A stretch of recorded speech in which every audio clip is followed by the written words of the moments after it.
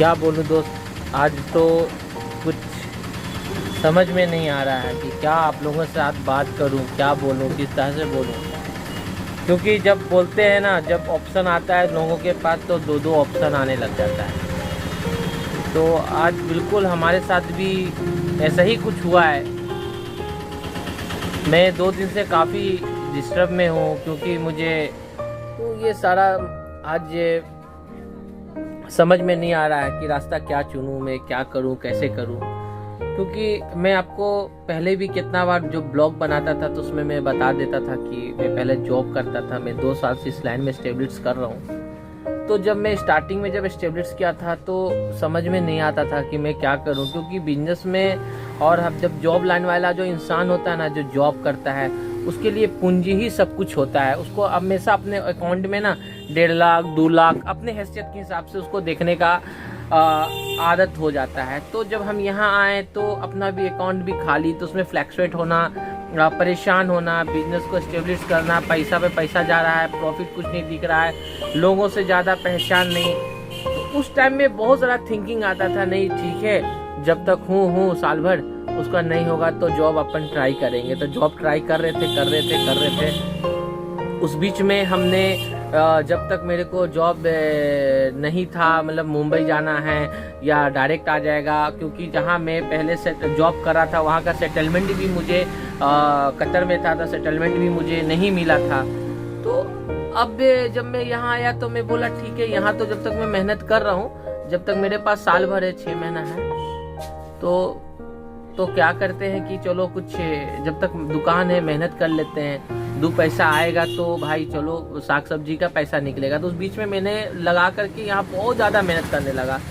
तो उस समय मेरे पास यहाँ दोस्त आवाज भी नहीं थे, फ्रेंड्स भी नहीं थे, कोई सर्कल्स भी नहीं था। तो उस बीच में मैंने सर्कल ही बनाया, और आज का जो एस्टेब्लिश है दोस्त, मेरा 2 साल का जो मेहनत है काफ़ी अच्छा है। लोगों के बीच में अपना एक पहचान हो गया, एक काउंटर है और एक आदत सी हो गई है। अगर अकाउंट में मेरे जीरो भी रहता है, बैलेंस भी नहीं है, तो एक मेरे को समझ में आता है कि चलो आज नहीं तो कल हम 10,000 रुपया 5,000 रुपया निकाल लेंगे, मार्केट से कुछ ना कुछ कर लेंगे, निकाल लेंगे। क्योंकि आज उस हालत में है, समझ में आता है मार्केट को, या समझ में आने लग गया, या वो तरीका मैंने सीख लिया जीने का।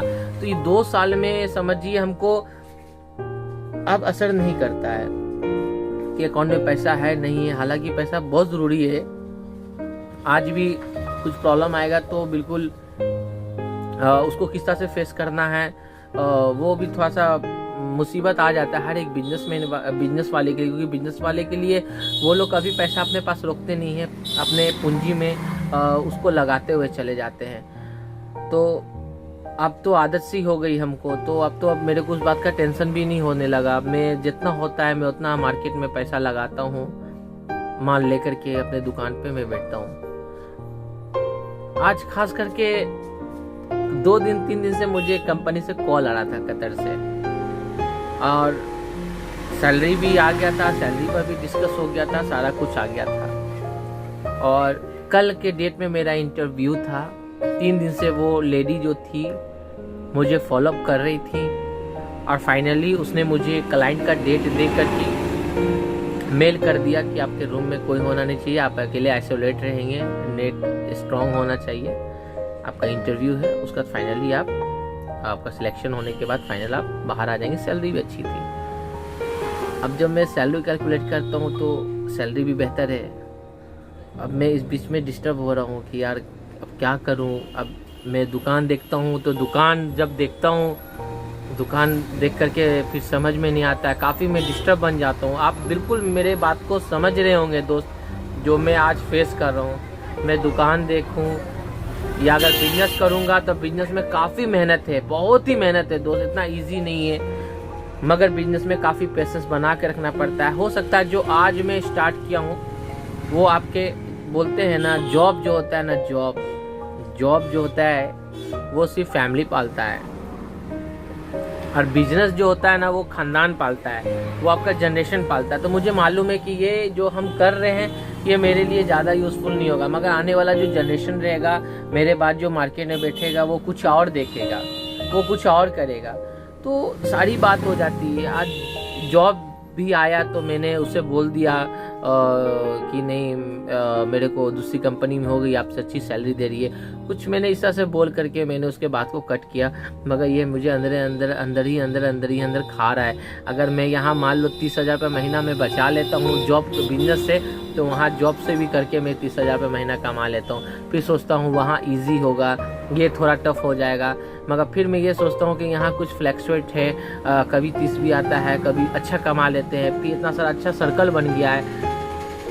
फिर रात भर में यही सोच रहा था कि अगर मान लीजिए हम रिटायरमेंट, ये सब बात थी। अगर मैं बाहर भी चला जाता हूँ तो इतना आप याद रख लें, जो भी बंदा बाहर जाना चाहते हैं तो बाहर की हालात हर कोई जानता है क्या है। अब बाहर के लोग सब कितना सिविल्स करते हैं। हाँ सही बात है, लोग घर बना लेते हैं, थोड़ा पैसा कर लेते हैं, लोग अचीवमेंट कर लेते हैं, मगर अपने लाइफ को वो नहीं जी पाते हैं। अगर मेरे जाने का बाहर मतलब, या किसी के बाहर जाने का मतलब कि उसके पास बैक टू इंडिया कुछ ऑप्शन नहीं होता कि वो इंडिया में आके क्या करेगा। आज हमारे पास एक ऑप्शन था तो मैं ये दुकान में आके बैठा।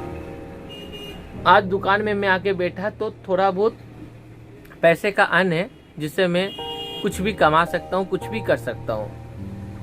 ना से हाँ है हमारे पास। मगर जब बाहर काम करने के बाद एक वक्त आएगा दोस्त कि जब आप 10 लाख रुपया भी लेकर के आएंगे तो आप बिजनेस ओपन नहीं कर सकते, क्योंकि दिन पे दिन महंगाई जा रही है। अब आज महंगाई इतनी हो गई है, बाहर से कोई 10 लाख रिटायरमेंट के बाद आके लगावेगा तो उसके लिए ऑप्शन नहीं है, क्योंकि उसके पास वही पैसा जिसको बैठ के उसको खाना है, अपने लाइफ को देखना है। वो बिजनेस किधर से एस्टेब्लिश करेगा। अब बिजनेस जानते हैं इतना इजी नहीं होता है, बहुत सारा परेशानी, बहुत सारा प्रॉब्लम, बहुत सारा फेस करना पड़ेगा। तो ये सारी बात थी दोस्त, बस यही था। रात भर में काफ़ी डिस्टर्ब रहूँ और मुझे आज तक अभी तक मेरे को समझ में नहीं आ रहा है। फिर भी मैं हिम्मत करके आप लोगों की दुआ से मैं मेहनत कर रहा हूँ और करता ही रहूँगा। अब बाकी मेरी किस्मत में जो है, जो भी बेहतर है वो मैं ऊपर वाले के हाथ में छोड़ दिया हूँ। अब मेरे हक में जो भी बेहतर होगा मैं अब वही करूँगा। प्लीज़ आप लोग इसी तरह से हमें सपोर्ट कर रहे हैं, कुछ सही राह दिखाएं। अगर कमेंट्स के ज़रिए पर भी आप लोगों को कुछ सही दिखता है, या आप कुछ अच्छा फ्रेंडशिप हो या कुछ अच्छा प्लानिंग हो, तो प्लानिंग के हिसाब से हम लोग, अच्छा बिजनेस प्लानिंग के हिसाब से भी हम लोग बात कर सकते हैं। और इस बीच में मैं एक बात और बोलना चाहता हूँ, मैं माफ़ी चाहता हूँ। मैं नंबर इसलिए नहीं देता हूँ दोस्त, क्योंकि मेरे पास एक ही नंबर है। ऑलरेडी हमारे क्लाइंट्स का इतना ही कॉल आता रहता है घर के सर्विस के बारे में, वायरिंग है, कोई कॉस्ट के लिए, कोई कुछ के लिए, फ़ोन काफ़ी बिजी होता है। इसीलिए मैं इन बीच में फ़ोन नहीं, नंबर नहीं दे पाता हूँ, क्योंकि मैं ज़्यादा वीडियो बनाने के बाद भी लोग सवाल जवाब, सारा कारण है दोस्त। तो बस माफ़ी चाहते हैं आप लोगों से, थोड़ा कीमती वक्त आप लोगों का ले लेना और आप लोगों का सजेस्ट देखना, सजेस्ट जानना। और जो बात सच्चाई थी दोस्त वो मैं आप लोगों के सामने लाया हूँ। तो थोड़ा डिस्टर्ब हूँ, अब आप लोगों का मदद चाहिए, सपोर्ट चाहिए इसी तरह से। तो प्लीज़ अपने दोस्त को फिर मिलते हैं नेक्स्ट ब्लॉग के साथ। उम्मीद करते हैं कुछ अच्छा नया ब्लॉग लेते आएँ, जैसे भी ला रहे थे उसी तरह से वापस भी लेते आएँ। तो अभी के लिए बस इतना ही है दोस्त, फिर मिलेंगे। अपना ख्याल रखें आप।